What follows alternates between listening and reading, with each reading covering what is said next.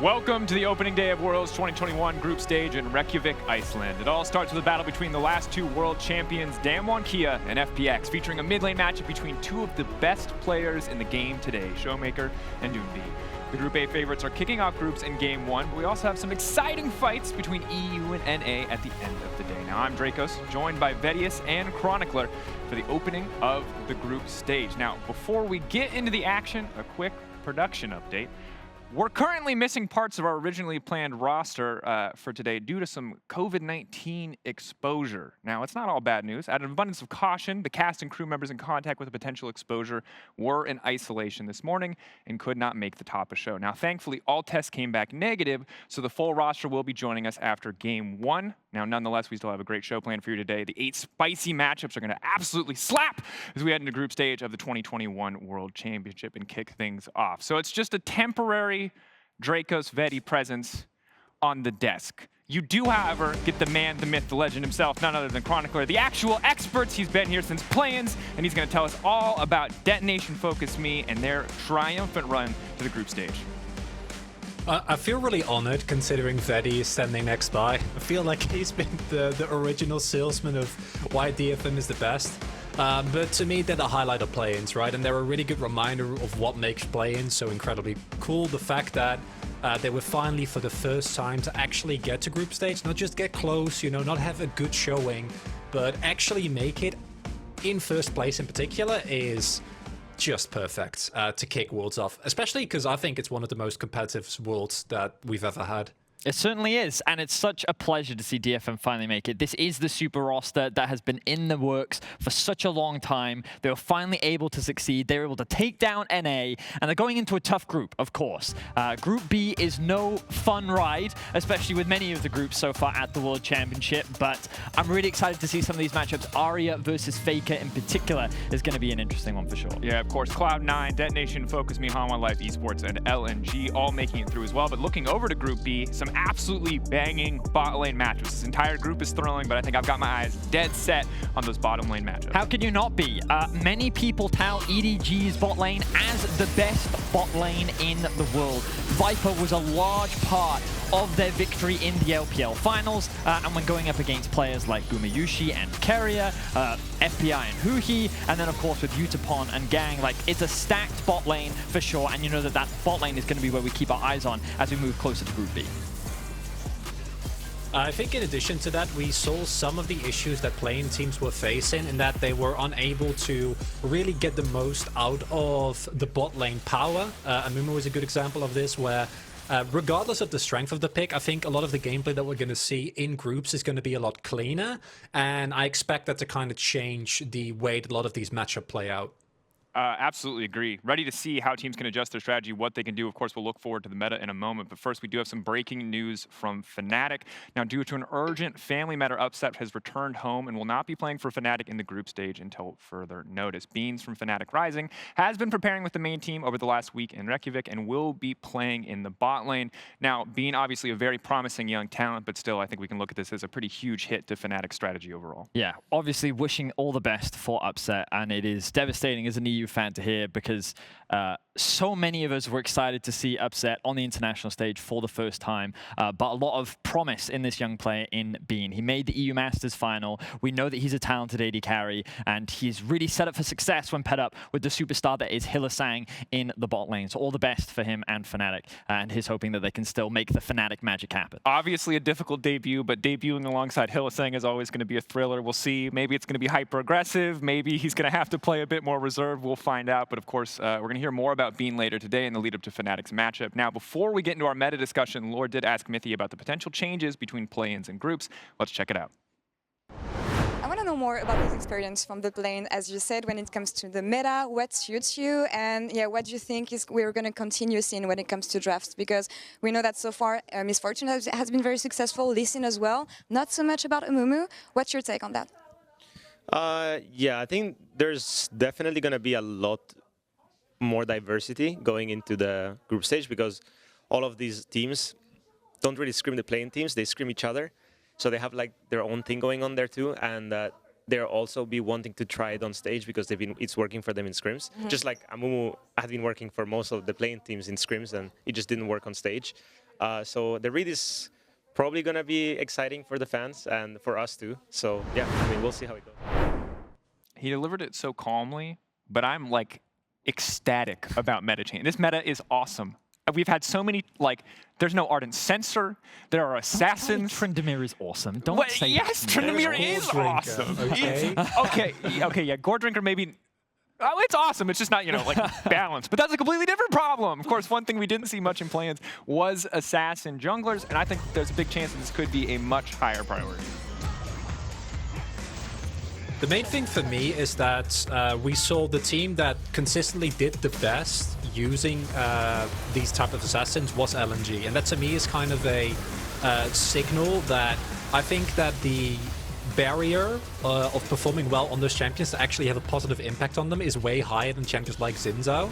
So coming into groups, I think that a lot of the champions that do have that higher skill floor can actually utilize the power that these champions have in terms of both clear speed, dueling potential, and yeah, just overall pressure on the map. It's really funny because obviously we have Kadril as our resident jungle expert here in Europe, and speaking to him coming into this tournament, one of the things that he talked a lot with me about was, I don't know if all junglers necessarily have great hands.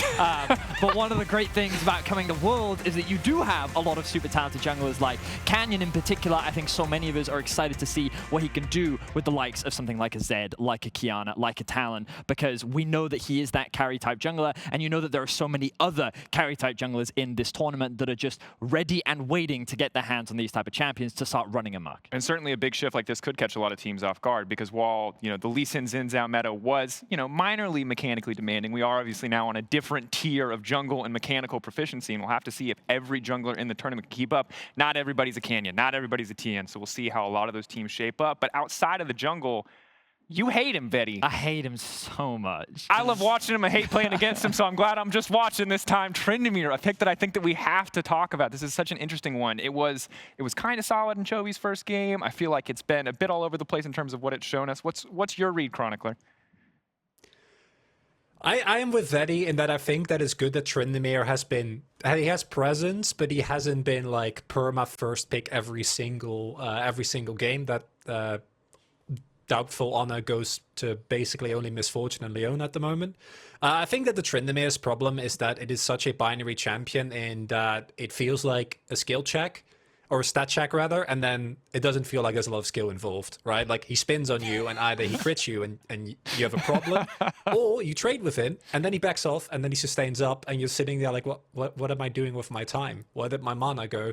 What do I do? I'm not going to complain about Tryndamere because I could be here for days. The point is, Tryndamere is a champion that has made himself known here at the World Championship, and I think that his presence will slowly start to increase. Amumu is a champion that I do think I'm still hesitant to sit there and say that it's actually really OP. I see its strengths. Obviously, its ultimate and the double bandage toss has increased his power tremendously, and in teamfights he can offer a lot of value, but it seems like many are realizing that Leona can do a very similar thing to him, but have more power early and just kind of offer a little bit more, and she's also just having a lot more success. So I'm curious as to where that shift will come in. My biggest question mark is what will be the Aurelia answer? Because right now, with 100% presence, with her just being absolutely everywhere, and with so many talented Aurelia players in the world, how will players find a way to deal with it? Because Aurelia did look good in play-ins, but now we're getting to like the greatest Aurelia players in the world. So I think it's an absolutely fair question. Of course, we're going to have to see how the meta develops on day one of the group stage.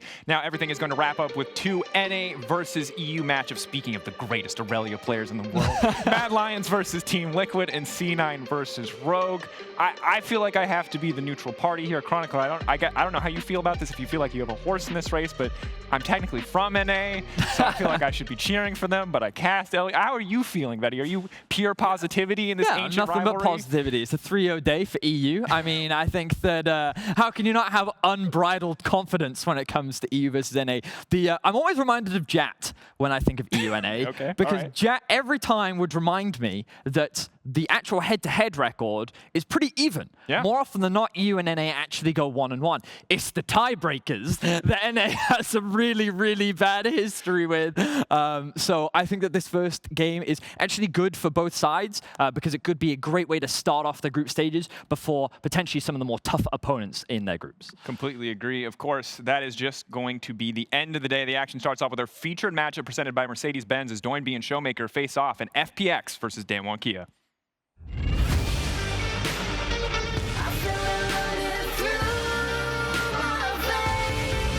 Doinb versus Showmaker, FPX versus Damwon Kia. At this point, it feels like fate put these titans against each other to start the world's group stage. And the Gwen are trying to do something to this front line, but Showmaker, he's now level 16 actually. He's gonna have to come back here, Khan, trying to escort the rest of his team, and he should be able to. This is a match between the old world champions and the new, with all eyes being on the mid lane matchup between two of the greatest players in the game today, Doinb and Showmaker. The LPL Summer MVP has led his team back to the top domestically, but to reclaim the world's title, they need to go through the current champions who have dominated the LCK over the past 2 years. The FBX we know has had enough. First championship in a long time. First confirmed LPL team going to world. For the first time ever, these teams will clash on the world stage in a battle that could be a preview of the finals.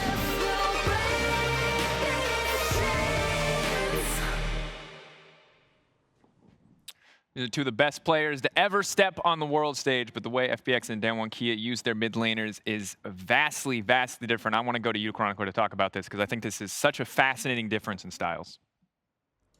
The biggest thing is that Showmaker, he's had a rough year. It's been a very tumultuous year for Damwon. Of course, didn't win MSI, did get both LCK titles, but the way that they looked was at times not the cleanest. But Showmaker has been, for me, just the most consistent player on Damwon. He was, I think, the main reason why the MSI run was as good as they was, even with botlane underperforming. And the way that his priority enables Canyon to get leads across the map is just incredible. And with Canyon being, in my opinion, one of the scariest junglers in the world, don't think it's a controversial one. Any lead that he can get, he will take and really run with.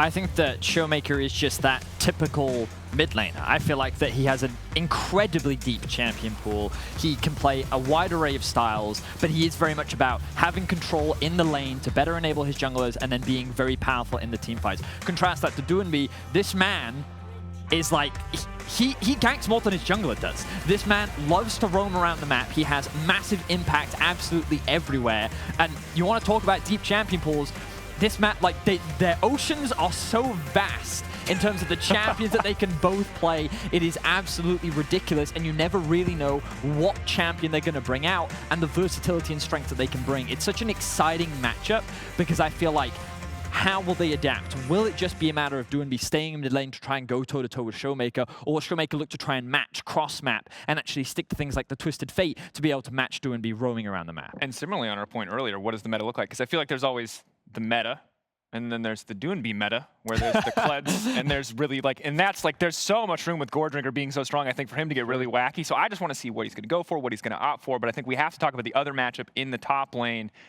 You know, narrative. We gotta get it. We can't. They might not have beef, but I hope that they do. It's Nuguri versus Khan. You know, old teams going toe to toe.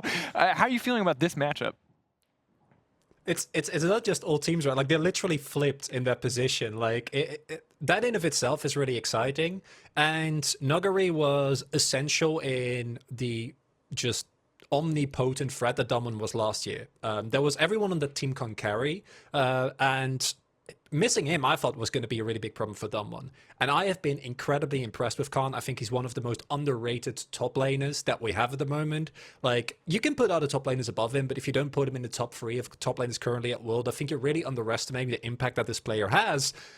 But he's up against Nuguri, and Nuguri is just a mad genius. So, like, the laning phase between these two is going to be such a pleasure to watch. Can't wait to see it either. Of course, short and sweet predictions. We'll start with you, Vedius. Who do you think's going to take it? I'm actually putting faith in Damwon this time. We don't have time to give context, but I'm believing in the Damwon. People don't need context. People need headlines. True. What about you, Chronicler? You don't have to ask me. Of course, it's Damwon. I'm not going to be controversial here. Look, I was given the opportunity. You'll have Mini to sell your home region out. you know? So I just thought, like, maybe we give you a shot, we give you a chance here, but I respect it, sticking with it. The double Damwon Kia prediction, not what I expected, but we're kicking off the group stage with the battle between the last two champions. So let's head over to the main stage for introductions.